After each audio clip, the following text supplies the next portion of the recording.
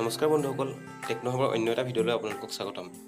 আজি মই আপোনালোকক দেখুৱাম কেনেদৰে লেপটপ বা ডেস্কটপৰ স্ক্ৰীনখন নিজৰ মোবাইলত চাব পাৰিব আৰু তাৰ পিছত মোবাইলৰ পৰা কেনেদৰে লেপটপ বা ডেস্কটপটো কণ্ট্ৰল কৰিব পাৰিব। তেনেহ'লে বলক বন্ধুসকল, আজি ভিডিঅ'টো ষ্টাৰ্ট কৰোঁ।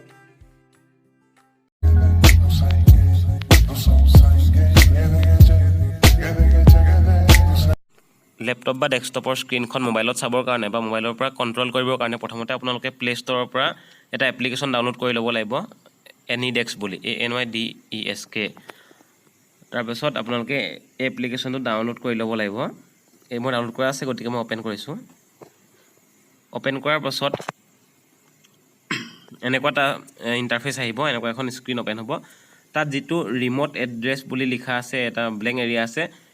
এই আপোনাৰ ৰিম'ট এড্ৰেছত আপোনাৰ যিটো আপুনি AnyDesk এটা আপোনালোকে ডেস্কটপতো ডাউনলোড কৰিব লাগিব। সেই ডেস্কটপত যিটো থাকিব নাম্বাৰ, সেই নাম্বাৰটো আপোনালোকে এই ৰিম'ট এড্ৰেছ বোলা জেগাটুকুৰাত টাইপ কৰি দিব লাগিব। টাইপ কৰাৰ পিছত এই এৰ' চিনটোত ক্লিক কৰিব লাগিব। লেপটপ বা ডেস্কটপৰ স্ক্ৰীনখন মোবাইলত চাবৰ কাৰণে প্ৰথমতে আপোনালোকে ডেস্কটপত বা লেপটপত গৈ গুগল ক্ৰম ব্ৰাউজাৰটো অ'পেন কৰি তাত AnyDesk ফ্ৰী ডাউনলোড বুলি মাৰি দিব। AnyDesk ফ্ৰী ডাউনলোড বুলি চাৰ্চ কৰাৰ পাছত যিটো প্ৰথম লিংক আহিব, মই যিটো ৰেড বক্সত দেখাইছোঁ ডাউনলোড AnyDesk, এই অপশ্যনটোত গৈ ক্লিক কৰি দিব। তাত ক্লিক কৰাৰ পিছত এনেকুৱা এখন স্ক্ৰীন দেখিব, তাত ডাউনলোড নাও বুলি এটা অপশ্যন থাকিব, তাত আপোনালোকে গৈ ক্লিক কৰি দিব। তাৰপাছত এপ্লিকেশ্যনটো অট'মেটিকেলি ডাউনলোড হৈ যাব। ছাইডত দেখিবলৈ পাইছে ইয়াৰ ৰেড বক্স দেখাই থোৱা আছে মই ৰেড বক্সত।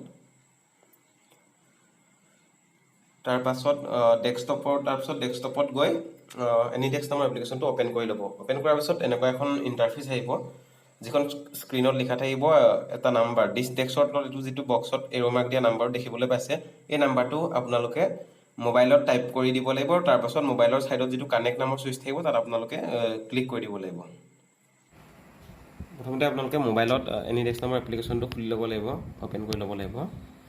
অ'পেন কৰাৰ পিছত যিটো এই ৰিম'ট এড্ৰেছ বুলি লিখা আছে দেখিছে, তাত আপোনালোকে লেপটপত যিটো নাম্বাৰ আছে এই নাম্বাৰটো আপোনালোকে তাত টাইপ কৰি ল'ব লাগিব। এই নাম্বাৰটো মই টাইপ কৰি দিছোঁ।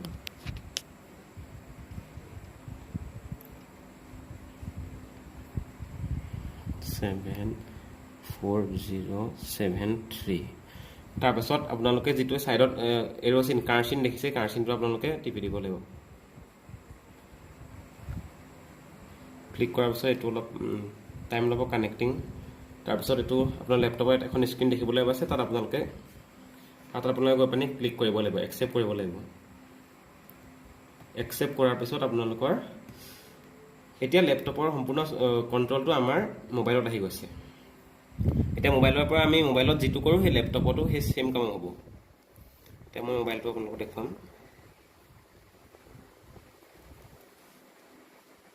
স্ক্ৰীনখন ডাঙৰ কৰি লৈছোঁ অলপ। এতিয়া সম্পূৰ্ণ স্ক্ৰীনখন আহি গৈছে লেপটপৰ। এতিয়া মই মোবাইলৰ পৰা লেপটপটো কণ্ট্ৰল কৰি দেখুৱাম আপোনালোকক।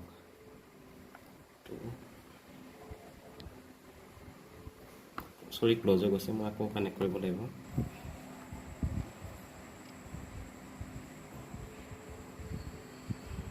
একচেপ্ট।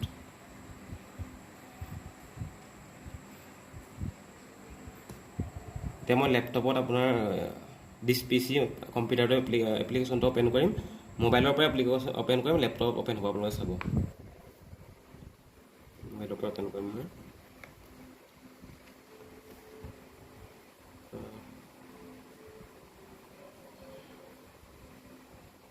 মই গুগল ক্ৰমটো অ'পেন কৰিছোঁ মোবাইলৰ পৰা। গুগল ক্ৰম ইয়াত মই ক্লিক কৰিছোঁ। আপোনালোকে চাব ডেস্কটপতো অ'পেন হ'ব এইটো।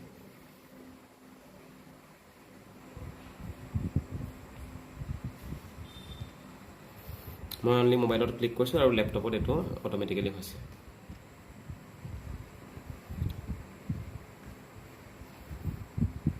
চাওক বন্ধুসকল,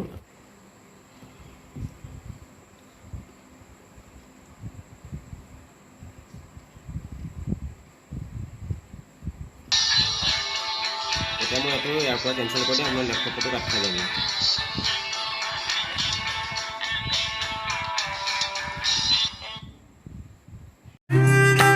বন্ধুসকল, এই এপ্লিকেশ্যনটো সম্পূৰ্ণৰূপে ফ্ৰী হয়, মাত্ৰ আপোনাৰ মোবাইল আৰু লেপটপ বা ডেস্কটপটোত ইণ্টাৰনেট কানেকশ্যন থাকিলেই হ'ল। আৰু আৰু তাৰ পিছত আপোনালোকে এই এপ্লিকেশ্যনটো ব্যৱহাৰ কৰি যিমান দূৰত থকা লেপটপ বা ডেস্কটপো আপোনালোকে ঘৰত বহি কণ্ট্ৰল কৰিব পাৰিব। যদি ভিডিঅ'টো ভাল লাগিলে লাইক শ্বেয়াৰ এণ্ড কমেণ্ট কৰিব আৰু টেকন'লজি ৰিলেটেড নতুন নতুন ভিডিঅ' পাবৰ কাৰণে মোৰ চেনেলটো ছাবস্ক্ৰাইব কৰিব আৰু লগত থকা বেল আইকনটো প্ৰেছ কৰিব।